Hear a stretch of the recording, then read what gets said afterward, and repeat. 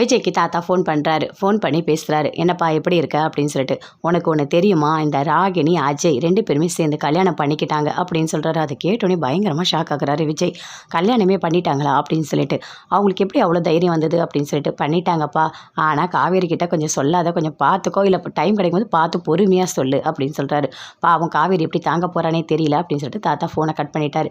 விஜய் அங்கேருந்து வராரு. என்ன கொடைக்கானல்லேருந்து போகலான்னு சொன்னீங்க, இன்னும் நீங்கள் கிளம்பாமலே இருக்கீங்க அப்படின்னு சொல்லிட்டு கேட்குறாரு. ஆமாம், நீ எதுக்கு இத்தனை ட்ரெஸ் எடுத்து அடுக்கிற?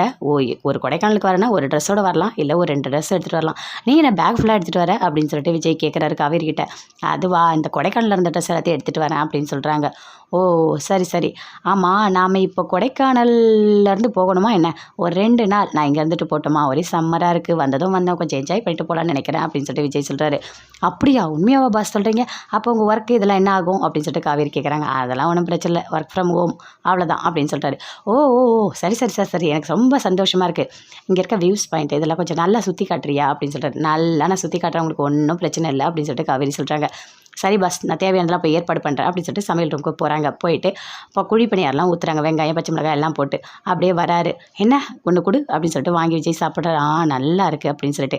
சரி, நீ வரும்போது சிக்கன் வாங்கிட்டு வரத நான் பார்த்தேன், அந்த சிக்கனை நான் சமைக்கட்டுமா அப்படின்னு சொல்லிட்டு விஜய் கேட்குறாரு. என்னது நீங்களா? அதெல்லாம் வேணாம் பாஸ், நானே பார்த்துக்கிறேன் அப்படின்னு சொல்லிட்டு காவேரி சொல்கிறாங்க. இல்லை இல்லை, நானும் நல்லா சமைப்பேன், சரியா? நீ கொஞ்சம் ஹெல்ப் மட்டும் பண்ணு, நான் சூப்பராக பண்ணுறேன் அப்படின்னு சொல்கிறாரு. காவேரிக்கு இந்த உண்மை தெரியவே வேண்டாம், கொஞ்சம் பொறுமையாகவே தெரியட்டும் அப்படின்னு சொல்லிட்டு விஜய் அப்படியே யோசிச்சுட்டே இருக்காரு. அப்படியே பண்ணிகிட்டே இருக்காரு. நல்லா சமைச்சிட்ருக்காங்க. 2 பேருமே சேர்ந்து சந்தோஷமாக பேசிகிட்டு இருக்காங்க. வீட்டில் குமரன், கங்கா, காவேரியோட அம்மா எல்லாருமே பேசுகிறாங்க. அந்த ராகினி இப்படி கல்யாணம் பண்ணிட்டு வந்துட்டாலே பாவம், காவேரி என்ன பண்ண போகிறானே தெரியல அப்படின்னு சொல்லிட்டு இருக்காங்க. அதுக்கு யமுனா சொல்கிறாங்க, அதெல்லாம் ஒன்றும் பண்ண மாட்டாங்க, விஜய் தான் கூட இருக்கார்ல, பார்த்துப்பாரு அப்படின்னு சொல்லிட்டு யமுனா சொல்கிறாங்க. நீ என்ன ஓவராக பேசிகிட்டு இருக்க அப்படின்னு சொல்லிட்டு கங்கா யமுனாவை திட்டுறாங்க. யமுனா அப்படியே அமைதியாக இருக்காங்க, எதுவுமே பேசல.